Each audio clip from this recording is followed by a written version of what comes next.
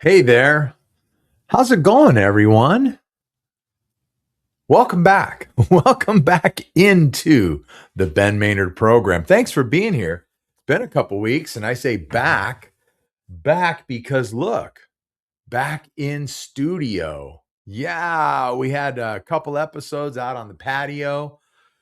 Um, and now back in studio. Isn't it great? I'm loving it. That's for sure. Everything's put back together and here we are.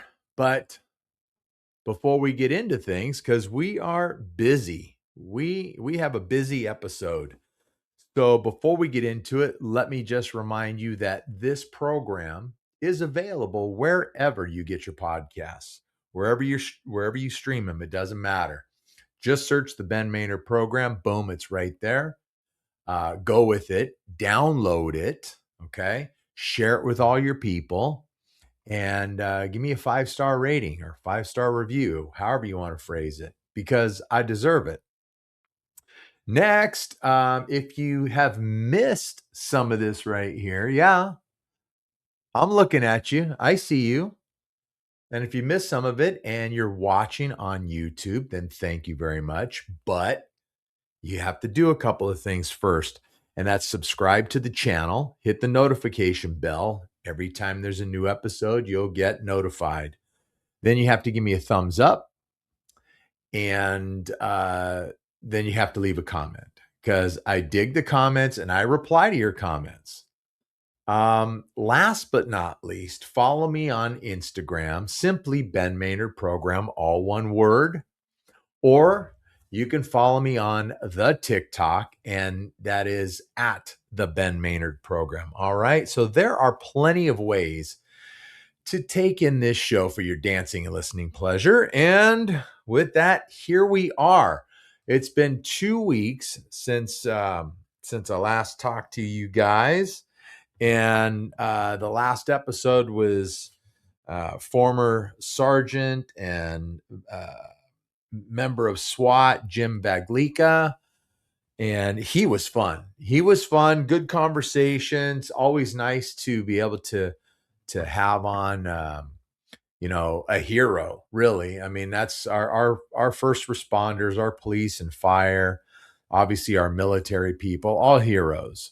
So yeah, just nice to be able to have them on the program from time to time and really get into what they're all about. So Jim was great.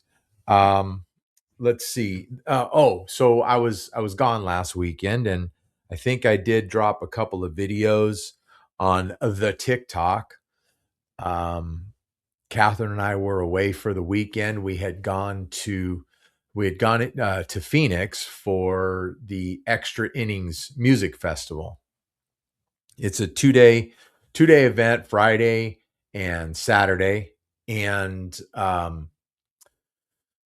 we got in on Friday. Excuse me, and we got in on Friday and settled into the hotel, and then we ventured over to the venue. It's just a enormous park, real close to um, Arizona State University. Um, really, almost a stone's throw from Sun Devil Stadium. But yeah, real big park. We got there about 1 in the afternoon, and it was a little hot. Not because it was Arizona, because what's funny is um, I think that weekend was the hottest weekend in February that they had recorded in like 100 years. So it was in the upper 80s, but just like the sun was just like beating down on you. It was in the upper 80s, and that was on Friday. Saturday, it was actually in the low 90s. So it was a hot weekend, but uh, we kind of tried to stay out of the sun a little bit. There wasn't much for music going on. There were multiple stages, and we were hanging out near the main stage, so there wasn't much in the way of music going on until I think like 4:30. And the other stages were so far away, I didn't even want to walk to them. I mean, they were that far. Literally, I guarantee probably a mile. Um, but it was a good time. We hung out, like I said, near the main stage, and at 4:30, and you'll have to forgive me because I think I mentioned in one of my videos that I wasn't sure the entire lineup, and I wasn't. But I had said something about Bret Michaels headlining one of the nights, and then I think I said Luke Bryan was headlining one of the other nights. Um, I kind of got it semi right. Bret did not headline at all. Um, he came on Friday afternoon slash evening at 4:30, killed it. He was great. The band was great. His performance was great. The crowd was great.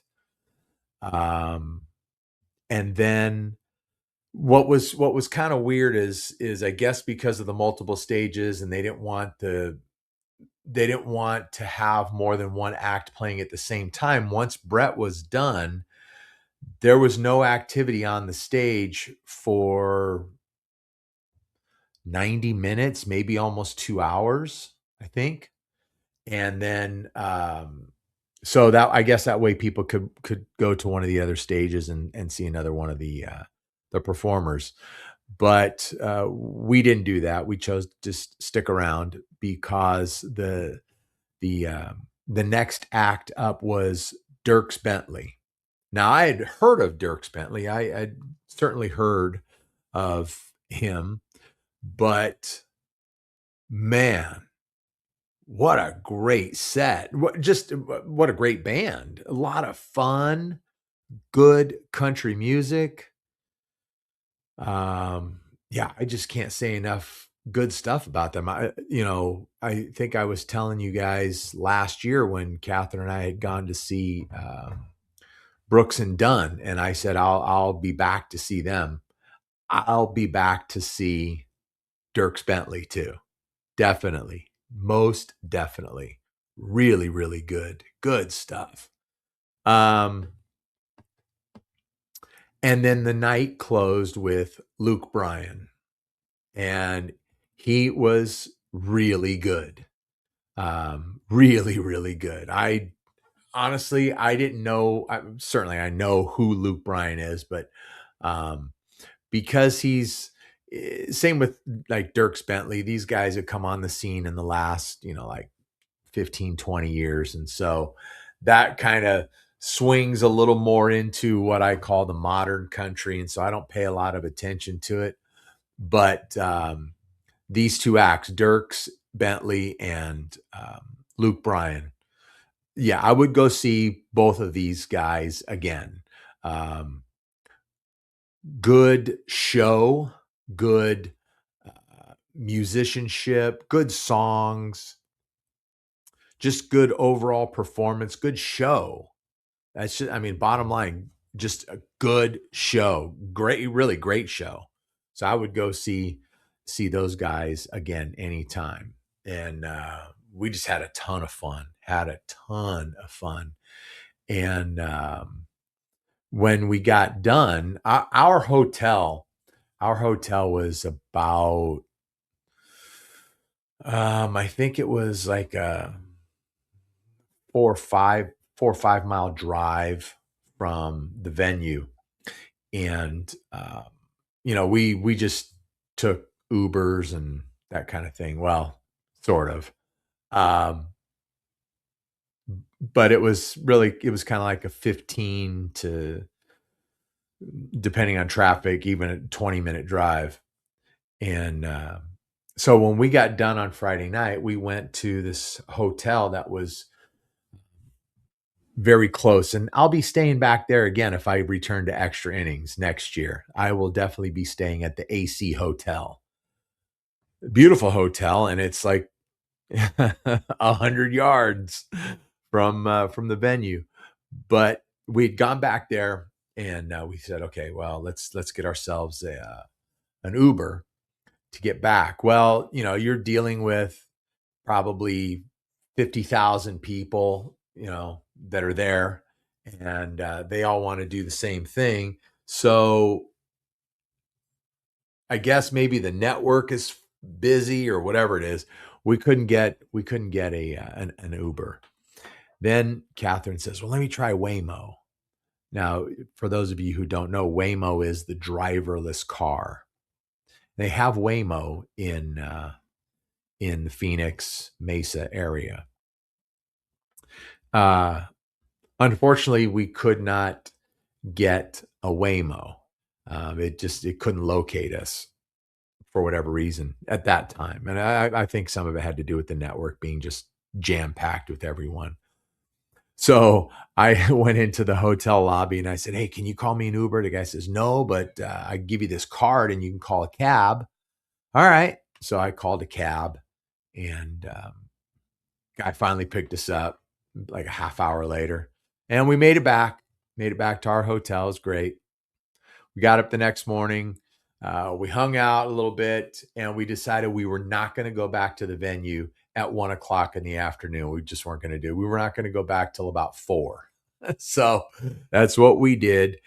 But that's when Catherine and I grabbed a Waymo, and I think we rode in it. I think we did the Waymo like 3 different times over the course of the weekend. That was cool. That was actually really cool. It was different. If you guys saw my TikTok video that I put out, I made a little TikTok video of Catherine and I sitting in the back seat of the Waymo, and it's just a trip because obviously there is no driver, and it takes a little bit to get used to. But like if you're looking out the side window or something, and you see out of the corner of your eye, this is what was happening to me. I'd kind of look out my side window there in the back, and out of the corner of my eye, I would see the headrest of the driver's seat in front, and I kept thinking it was the driver, and then I would have to keep cutting my eyes, and he wasn't there. And I caught myself a few times like editing myself in conversation because I didn't want to say something in front of the driver, and there's no driver. So it was different, but really good. It's obviously I'm here, so Waymo knew exactly what it was doing. So it was kind of cool. I would definitely do that again. And a bonus too. It's really a little less expensive than taking a cab or taking an Uber or a Lyft. And there's no one to leave a gratuity for. So double bonus. So it was a good time. So that second day last Saturday, the act that came on at 4:30 was Shaboozey. Now I've heard that name. I have no idea who that is, who that was, anything. Don't know anything about the artist. We did not go into our area to go see the act or the artist. I could kind of hear a little bit. We just figured we'd get there, we'd kind of settle in a little bit, grab some food, that kind of stuff. And so that's what we did. Some of it sounded pretty good. Some of it, maybe not so much, not my thing. From what I could gather, it was kind of a mix of what I would consider country music, and then what I don't care for, and that's hip hop with a twang. Okay, so that's just me, but seemed like a lot of the other people that were there were getting down with it and loving it. So, like I said, that's just me. And then in that middle slot, there was an artist I had never, ever heard of. And apparently this dude is like huge. Okay. And I never heard of the guy before. And that's Hardy. And I will say this, if I never see Hardy again, it'll be too soon. Okay. Some of you are probably like thinking, what's the matter with you? Look, first off, Hardy doesn't belong. Okay. Hardy doesn't belong on a country music bill. You could say the same thing about Bret Michaels, but the great part about the Bret Michaels band is the Bret Michaels band will fit anywhere. That band will fit any format anywhere. Hardy, I know people were digging him. Definitely not my thing. It was bordering on metal at times. Definitely hard rock, bordering on metal, probably at least half the time. But why is this guy occupying the country space, the country music space? Because just because you talk like this, that don't make you country. And that's how he talks, but that doesn't make you country. Okay.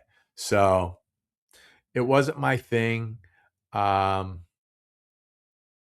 you know what else? It was really, really a turnoff. I am not okay.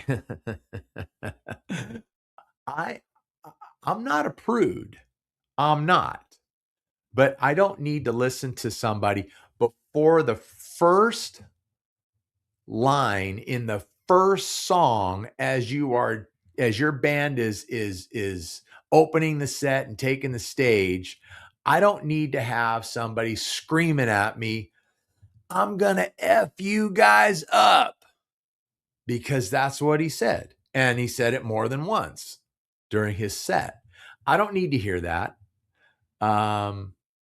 Just a lot of profanity, a lot of F-bombs and stuff, whether it was in the song or songs, or just, during stage raps in between songs. I didn't need that. I don't have time for that. And to me, it's just like being belligerent. So yeah, no thanks. And then to close Saturday night was Kane Brown. Now, I have heard of Kane Brown, but I was not familiar with his music. And I'll say he was okay. He was definitely entertaining and engaging with the crowd and all that kind of stuff, and put on a good performance. Not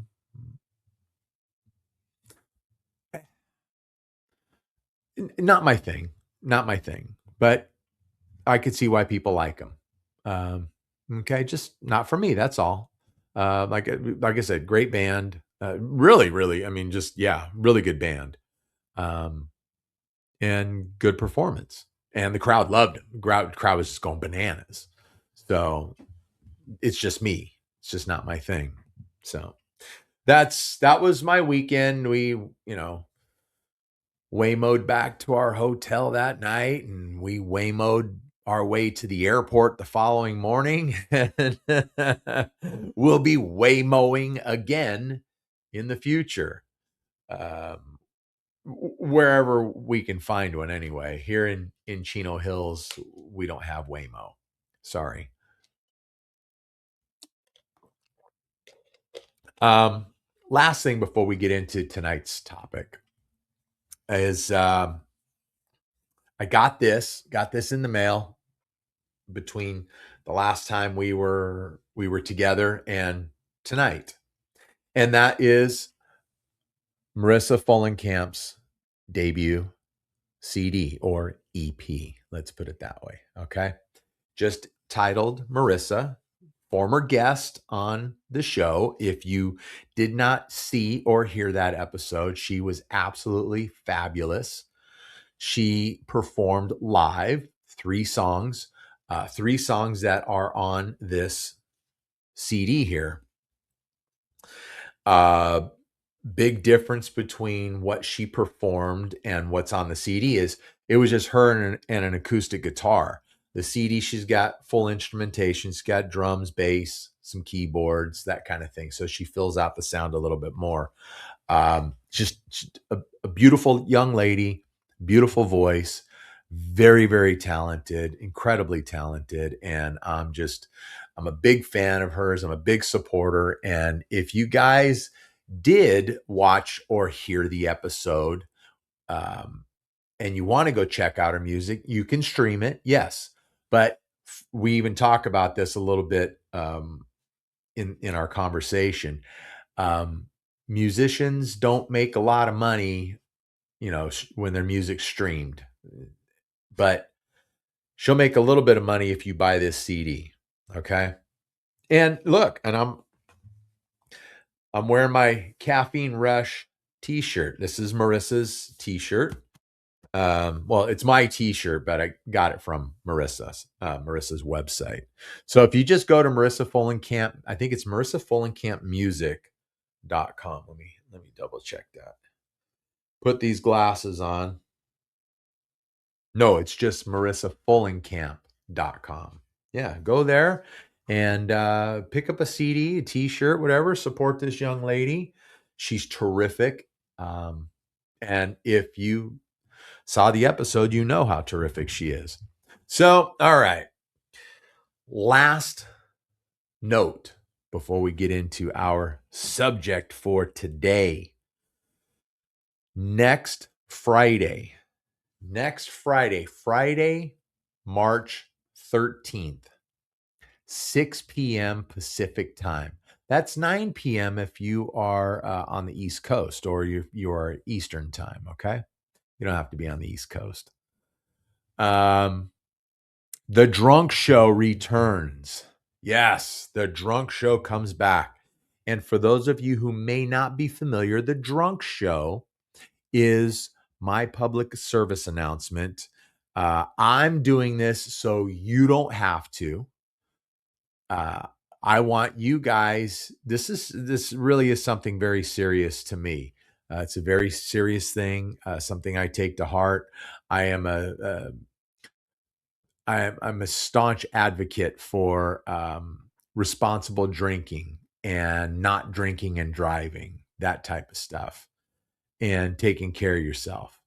So that's what it's all about. Yeah, I'm going to get plowed so you can see the effects that alcohol has on someone like me. And then maybe you'll learn from it and you won't go out there and be stupid like me. So yeah, that is next Friday, March 13th at 6 p.m. We're starting an hour early. It's a live stream. Okay. It will be a live stream starting at 6 instead of 7 when we would normally start our Friday night live. So you want to check that out. Tell all your friends. This idiot's going to get hammered on the air. We will be checking blood alcohol levels. I'm hoping to be able to make it out to the patio for a field sobriety test. We'll see how that all plays out. And yeah, so there you go. Tell all your family and friends, tune in right here at 6 p.m. on March the 13th. It is Friday Night Live / The Drunk Show. How's that? I don't know. We'll figure it out. Next week. Anyhow, so let's get right into this, okay? Because I already took up like 20 minutes. Let's get right into this. I think I told you guys also before, it might have been last week, I put out a little video. I told you guys that it was right after the Rock and Roll Hall of Fame had released this year's nominees. And they released them 2 days prior to me leaving to go to Phoenix. So I couldn't do an episode and discuss the nominees. So here we are to discuss this year's Rock and Roll Hall of Fame nominees. All right. And it goes a little something like this. What I'm going to do first is I'm just going to run them down. And then now you can see the chair right next to me. I think in my video, I told everyone that Spaz was going to be here in studio. We've done that in the past where, we break down the list of nominees and we each treat it as though we're voters. We're not, but we treat it as though we are voters.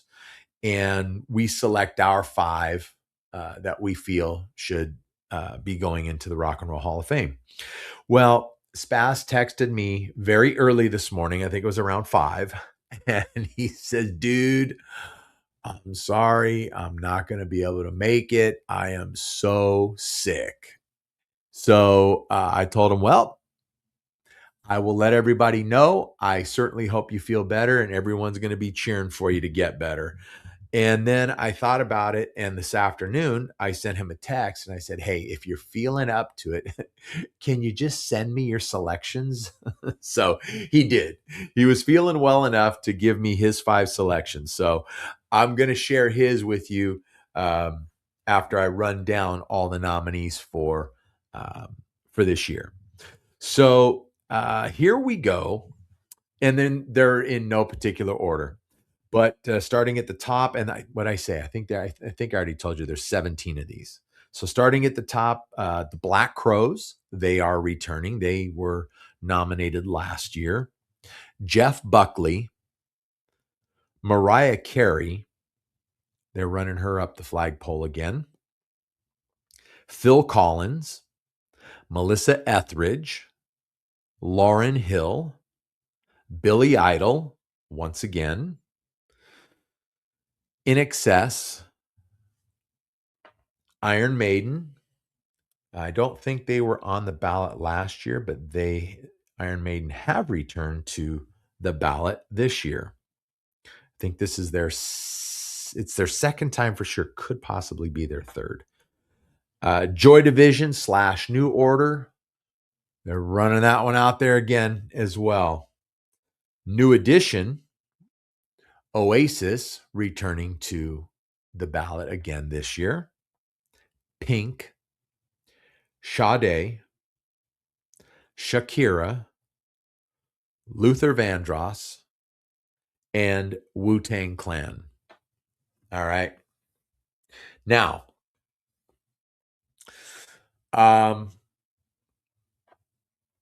do you guys see a pattern here with this list?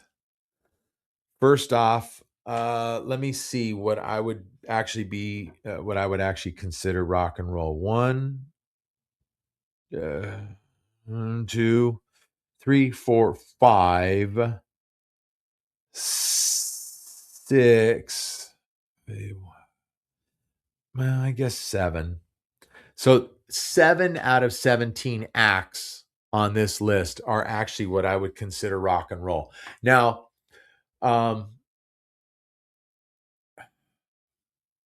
meaning that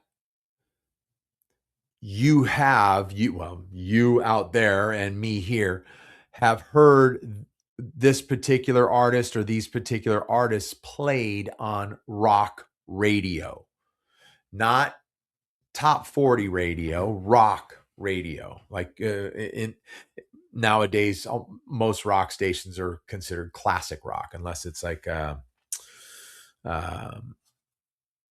don't know, alternative or something like that. But so what you would consider classic rock. Okay. So that means if 7 can be considered rock acts, that means 10 of them are not. And we know that in the last 20 years or so, the Rock and Roll Hall of Fame has really opened this up to anybody and everybody, which is kind of ridiculous because, well, let's take Foreigner, who got in, Foreigner got in 2 years ago. We can take Foreigner. They got in 2 years ago. Would you ever in a million years think that Foreigner would be eligible for the Country Music Hall of Fame or the R&B Hall of Fame or the Disco Hall of Fame? I don't think there is one of those, but if there was, or the Hip Hop Hall of Fame? No, never in a million years.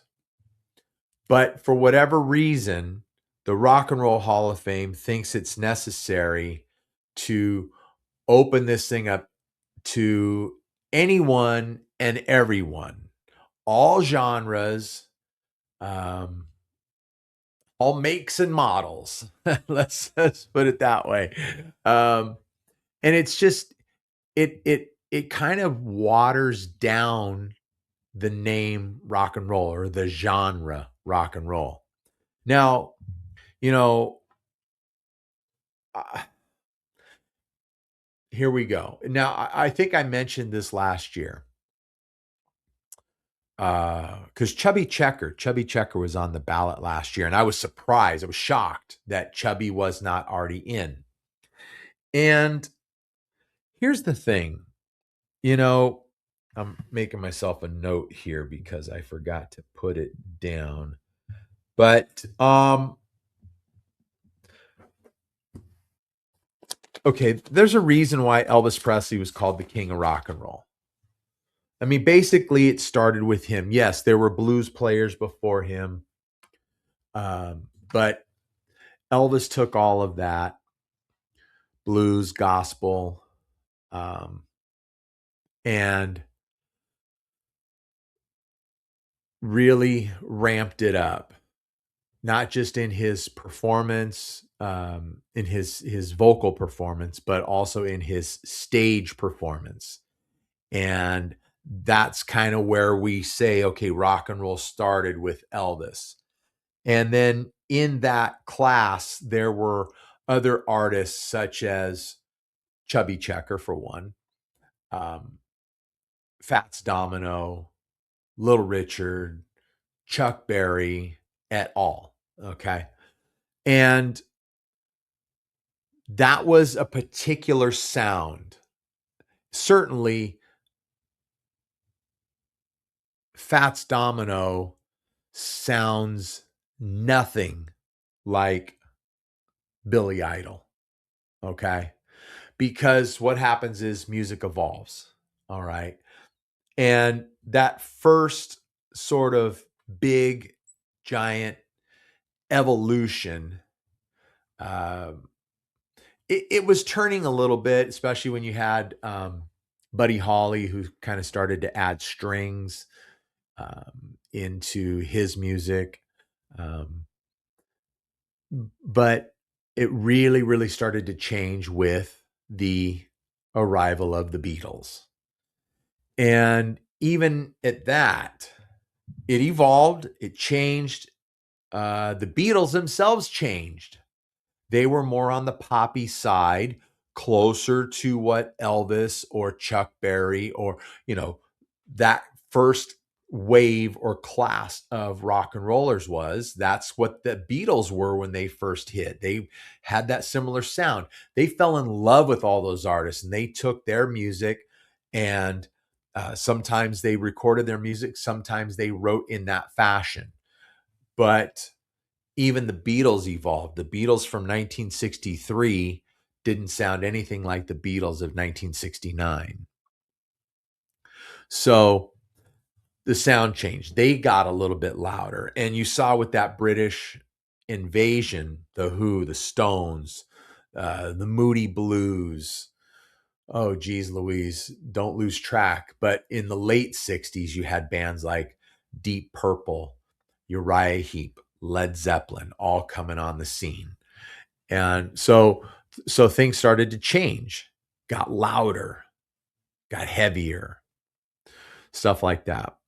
So that's kind of how rock and roll has evolved over the years, but it's all been rock and roll. Where now the Rock and Roll Hall of Fame wants to consider, like I said, anything and everything rock and roll. So I'm going to run these down. Mariah Carey, they're running her out again. They're going to do anything and everything they can to get her in the Rock and Roll Hall of Fame. And she's not rock and roll.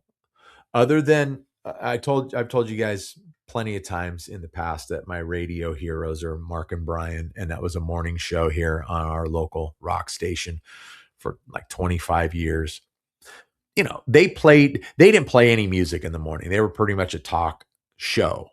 They would play some bumpers here and there in and out of commercial breaks. And sometimes an artist would release something and they might track it a little bit to see how it sounds. And those guys were genre less. Okay.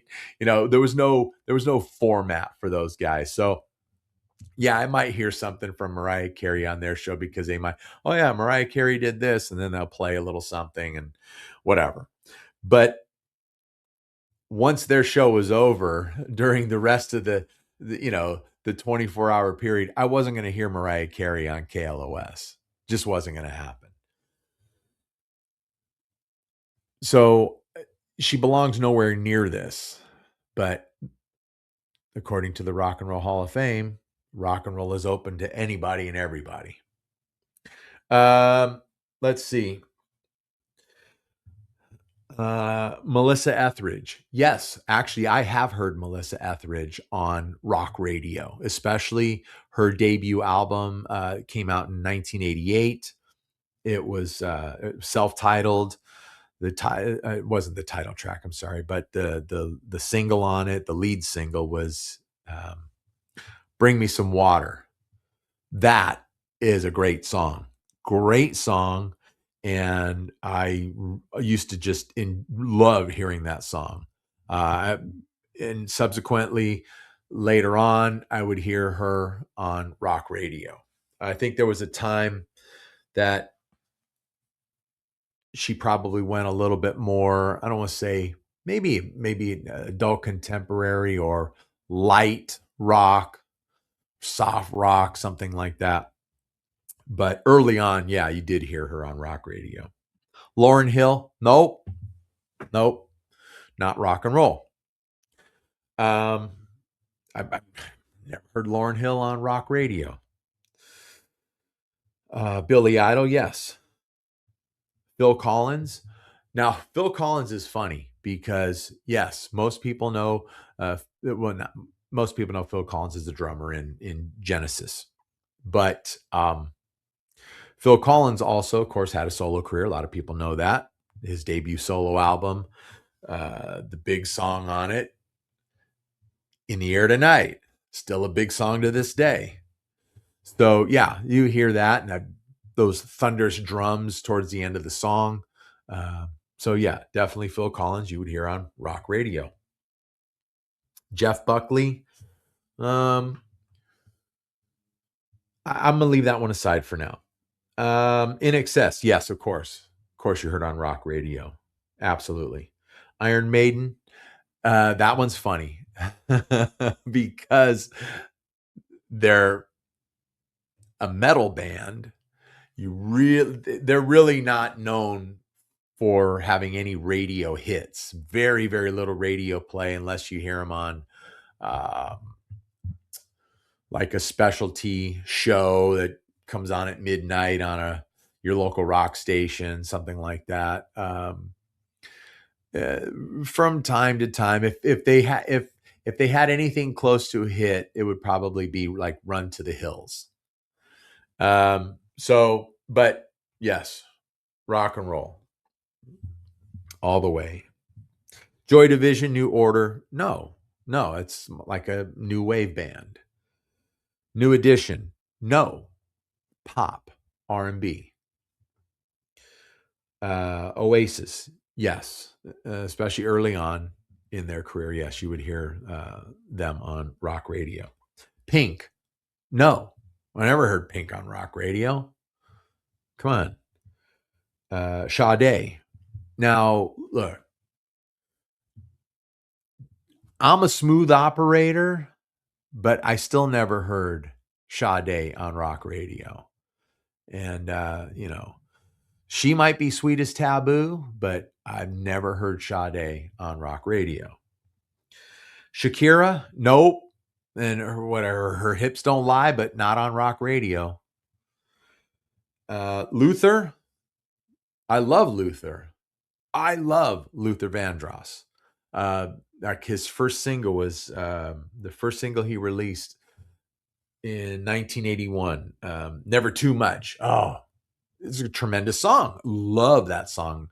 And like the two big songs that I know from Luther is Never Too Much from 81, and then in 86, Stop to Love. Those songs are awesome, but not played on rock radio. So you see where I'm going with this. Wu-Tang Clan. No, not on rock radio. So I'm not going to lose my stuff here. I'm just trying to explain something to you guys. Where this, where I'm coming from, where this is coming from. So we ran down the nominees. Okay, let me get back to Jeff Buckley. Jeff Buckley, why he's on? Well, he's on the ballot this year because he made it through the nominating committee. But he released one album in his career. One album.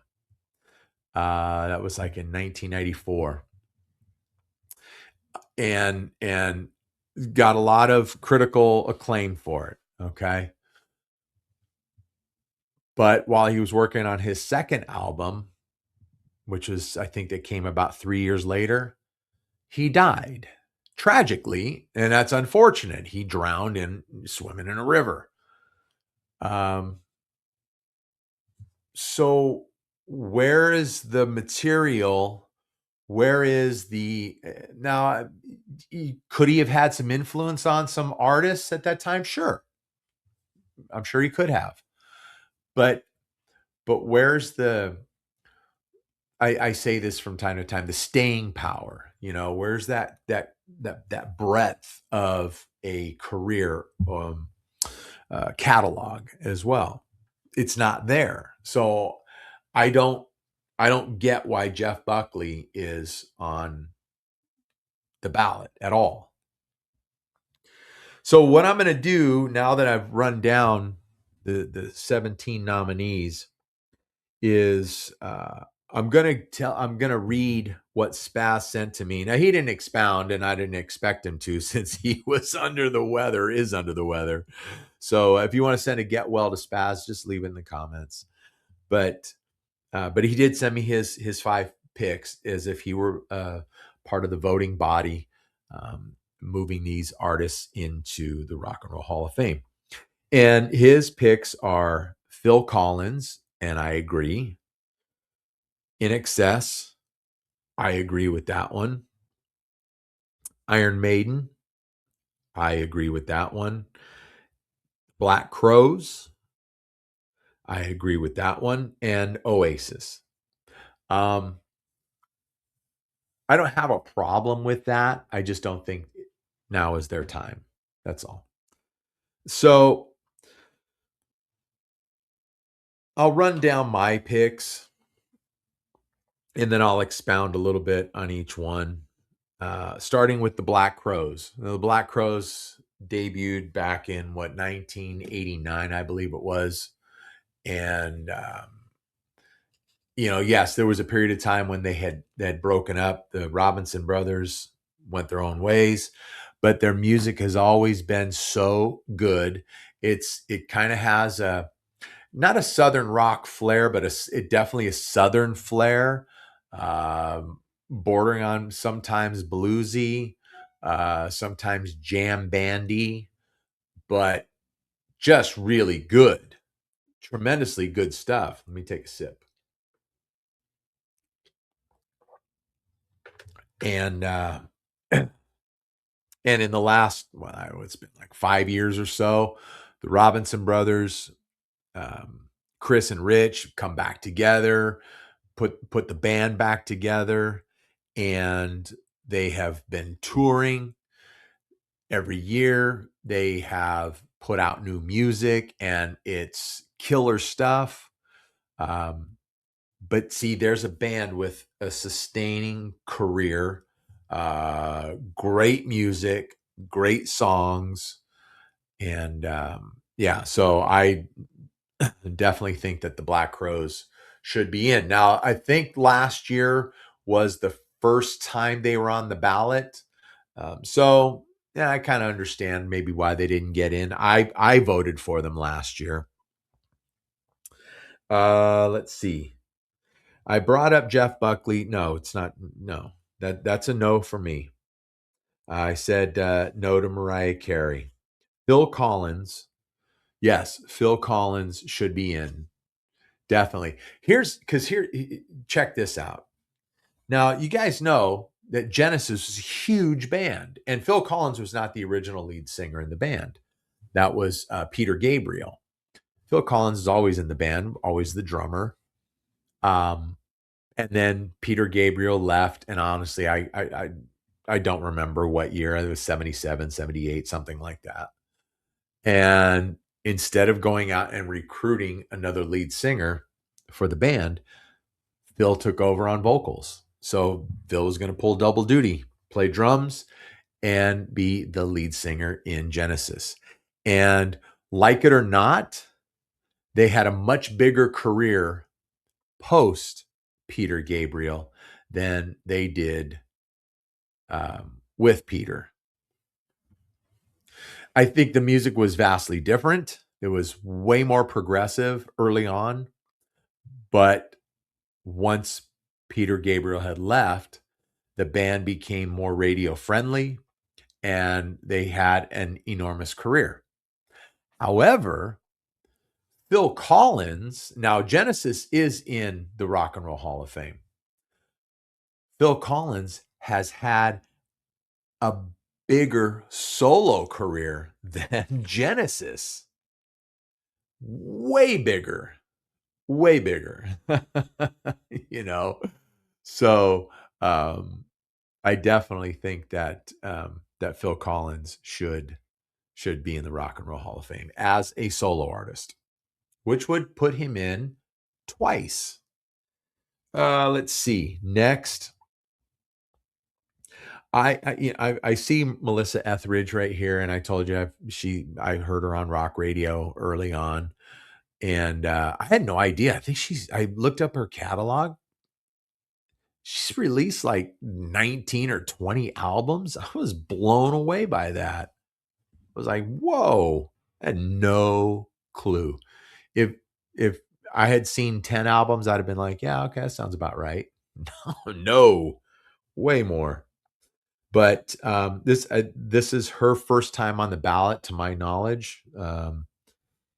Yeah, I think she can wait. I'm okay with her getting in, but not. She doesn't get my vote this year. Billy Idol, second time on the ballot. Billy needs to be there. Billy gets my vote. So that's Billy's number 3 from me. Billy gets my vote. Just go and listen to his catalog through and through. If you want, you can go back to Generation X if you want to, but you don't need to. So good. And he's still putting out music to this day. Putting out new music, good music. The thing like with Billy Idol, well, the Rock and Roll Hall of Fame, when they nominate an artist or a band, they kind of tell you, okay, well, it's these members. If the band maybe had a lineup change or two or whatever, that kind of thing. So they kind of tell you, well, okay, it's, a band and it's these 4 members. Well, I haven't heard, but I'm certainly hoping that with Billy, they include Steve Stevens. Because first off, Steve Stevens is a monster on the guitar. And those two guys together, songwriting, just killer stuff. I think my favorite Billy Idol album was released in, I think, 06, I think it was. It's called The Devil's Playground. If you guys are unfamiliar with that one, it is so good. Just like it says right here on my hat. It is so good. Top to bottom. Absolutely killer stuff. So yeah, but just so good. And Billy is still so good to this day. Looks good, sounds good. Just, man, great stuff. So yeah, Billy gets my vote. In Excess. Yes. I think this is their first time on the ballot. Yes, they get my vote. In Excess broke onto the scene back in 1982, I think it was, somewhere around there, 82, 83. And they really took off with, trying to remember the album. Oh, shoot. 1985, I think it was. What's the album with What You Need? Shoot. Can't remember the name of the album, doggone it. But that was obviously during the MTV days, and they had some videos, and yeah. So that certainly helped. And then their big album, might be the biggest one of the catalog, I'm not sure, I have to check on that one, is Kick, with I Need You Tonight, the title track, Kick, Devil Inside. I think New Sensation is on that one. Great album. And I'd be interested to see who they want to, who the meaning the Rock and Roll Hall of Fame, who they're going to put, who they're putting up from In Excess. The band is all original except for lead singer. And if you're not familiar, in 1997, Michael Hutchence died. Apparently, it was a suicide. But, and then a few years later, they had a reality show on CBS called Rockstar In Excess. And the winner of that was J.D. Fortune, and he took over. And he was in the band for a little while, but I think he had some personal problems. I don't remember exactly. And he didn't last for very long. But they did record one album with J.D. Fortune that I'm aware of. I don't think there was a second, but he was good. No Michael Hutchence. Michael Hutchence was something else. So I'd be interested to see what members of the band they put up. And then my last one is Iron Maiden. And here's the thing.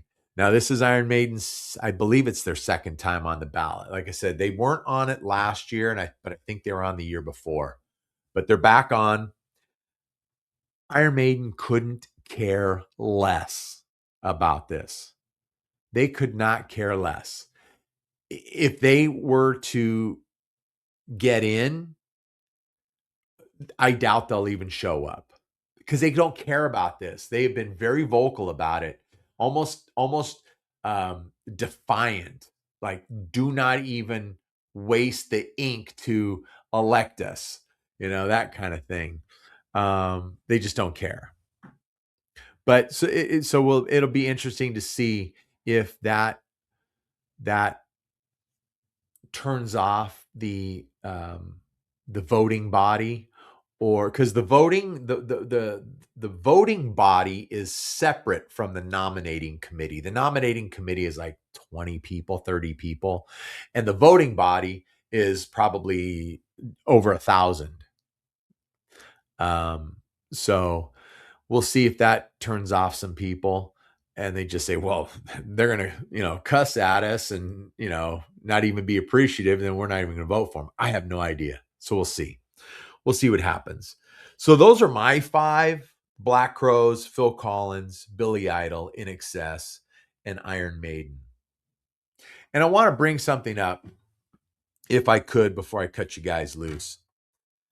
Every year, and sorry, I got to scratch my head here. As you guys know, I guess it's been like 3 weeks. I had some skin cancer cut out of my head. And so now it itches. It's in the healing process and it starts to itch. But so I'm sure it looks great on camera. But um, every year there are snubs. There are bands, artists that get snubbed, don't make it onto a ballot. Some never even been on a ballot. And I think it's just a travesty.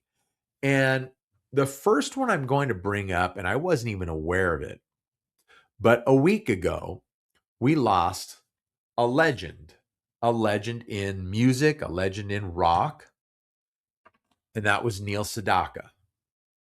Now, again, I said early on, rock and roll had a much different sound than, you know, in the mid to late 50s when it was ramping up than of course it does now, or even 20, 30, 40 years ago.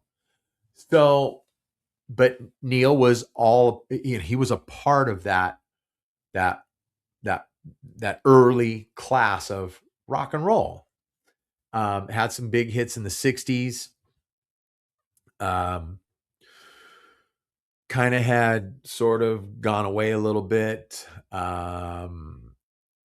Wrote a huge song for he was I shouldn't say primarily, but he was a big songwriter, not just a performer. He wrote a lot of songs for a lot of artists, and like I was started to say, one was "Love Will Keep Us Together" from Captain and Tennille, which was kind of it was a huge song for them, but so much so they kind of name check Neil Sedaka at the end, towards the end of the song, towards the fade. You know, if you listen closely, you can hear "Sedaka is back" is the words that are sung. But in 1975, Elton John signed Neil Sedaka to his record label. I don't even remember the name of the record label. I had the 45. And so 75, this is what,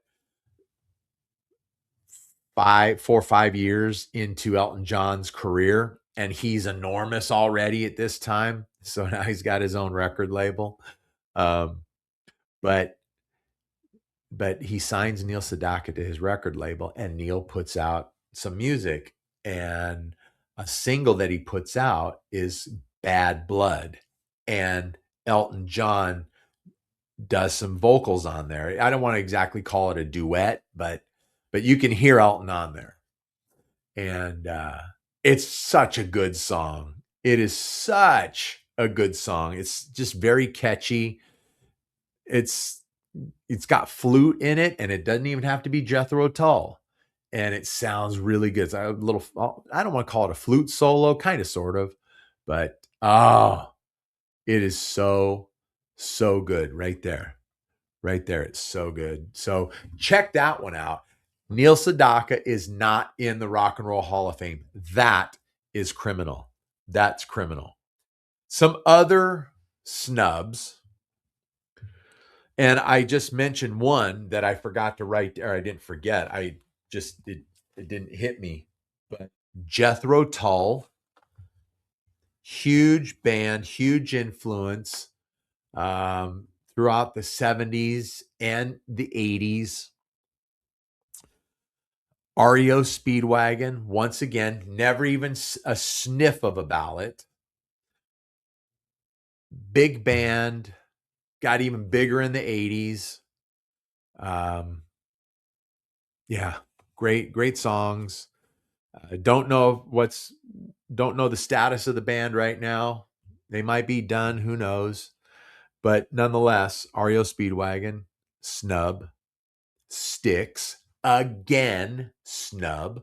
But when you talk to the members of Styx, they're kind of like Iron Maiden. They don't care. They don't care. It's not a big deal to them. It's not going to validate their career at all. So we'll see if Styx can ever get on, can ever get the sniff of a ballot. Boston, you got to be kidding me. Okay. Never been on a ballot. And the artists and the bands that I'm bringing up, some of them have never been on a ballot, and some of them have and still haven't gotten in. But are you kidding me? Boston, so innovative, changed. I mean, created a new sound. Tom Scholz did in his basement. That first album, that debut album, we've talked about it before. I'll probably talk about it again when I do albums turning 50. But Tom Scholz, or that Boston debut album, sold like 16 million copies. And then the follow-up, Don't Look Back, I think it sold another 6 million. Something like that. Are you kidding? I mean, just the debut album alone is like a greatest hits album. It's insane, and it's criminal. Bryan Adams, seriously, Bryan Adams, not been on a ballot, not in the Rock and Roll Hall of Fame, not been on a ballot. The hits, hit after hit after hit after hit, and wrote a lot of songs for other artists as well. And hit songs for other artists, not just writing a song and, oh, here you go. No, hit songs for other artists. Thin Lizzy, I think I brought him up last year. In America, basically kind of known for two songs, Jailbreak and Boys Are Back in Town. But across the pond, huge. Like Can't Walk the Streets, huge. And it's criminal. They have been on a ballot, I believe, once. I think that was 2-3 years ago. Not in. Meatloaf. Are you kidding me? Meatloaf. All those big songs. And if Meatloaf were to get on a ballot, which he never has been, Jim Steinman has to go as well. Has to be on that ballot too, right alongside Meatloaf. Because Jim Steinman wrote all those songs. I've talked about Jim Steinman right here on this podcast. I've talked about him, and I'm sure I'll do it again. Meatloaf and Jim Steinman. Criminal. The Jay Giles Band. Seriously?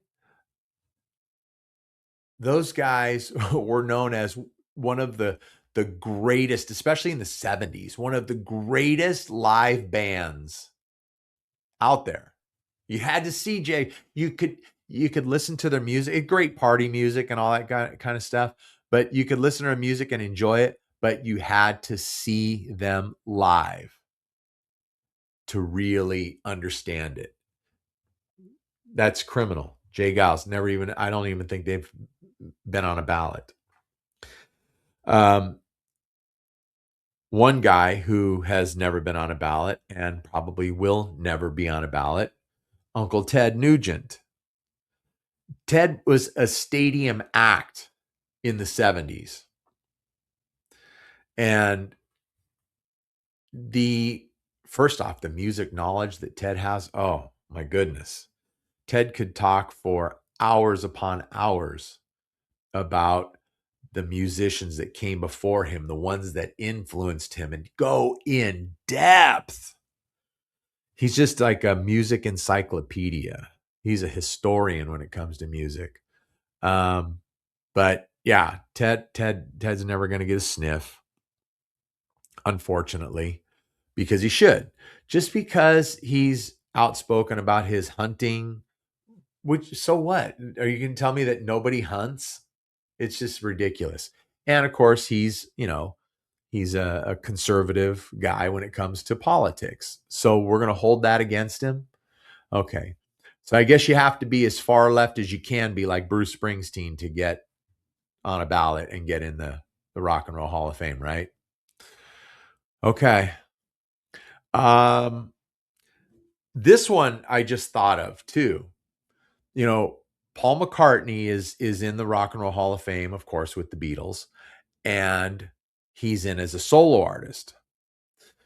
But the members of Wings are not in the Rock and Roll Hall of Fame, and they should be. they should be. That's an oversight. Well, no, I'm not even call it an oversight. I I'm not saying it's deliberate, but nobody's even thinking about it. And I added two more that I don't think ever stand a chance. Um, just because I don't think it's what the Rock and Roll Hall of Fame is looking for, but I believe they deserve every bit of it. And the first one is Rick Springfield. Most people think Rick Springfield is Jesse's Girl. That's his biggest song. He is so much more than Jesse's Girl.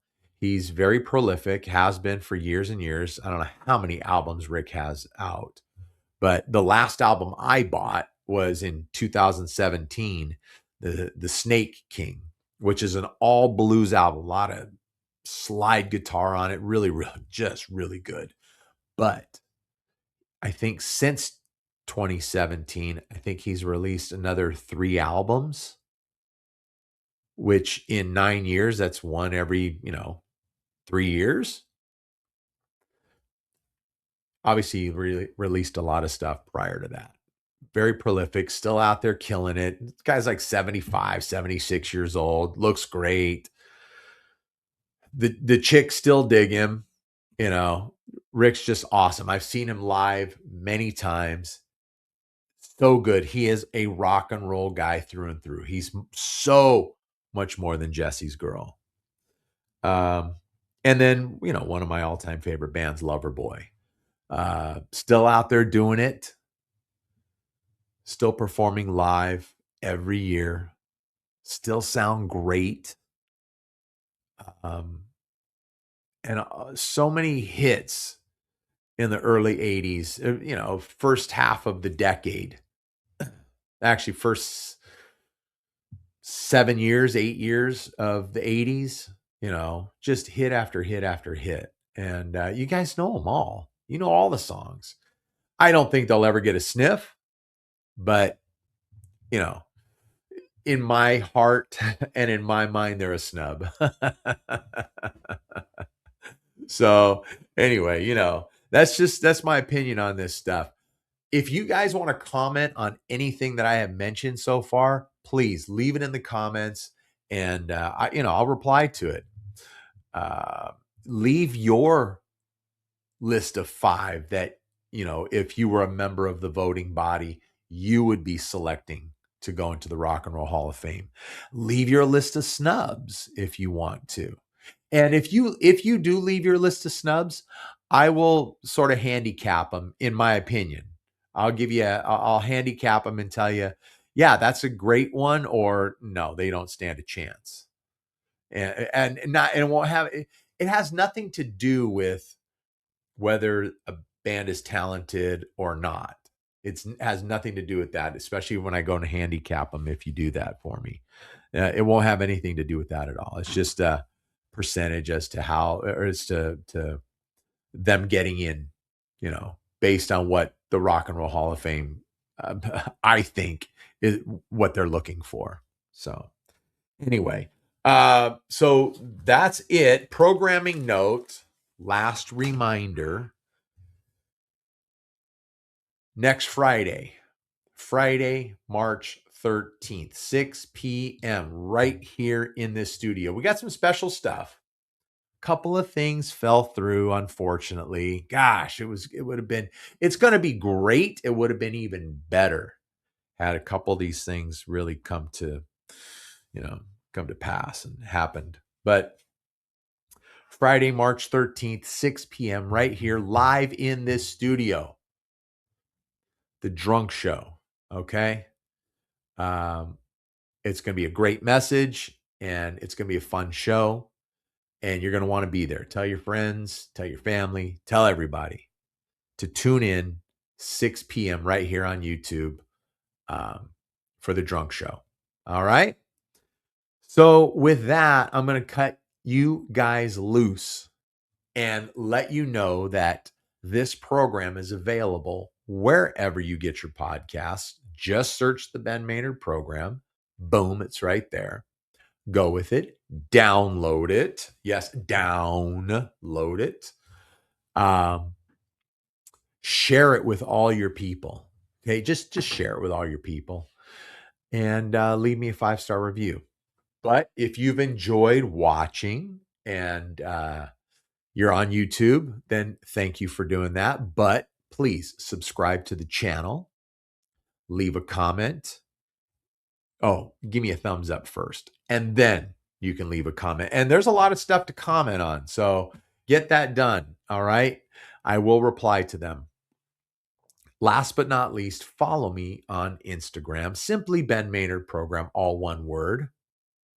Or you can follow me on the TikTok at the Ben Maynard Program. All right.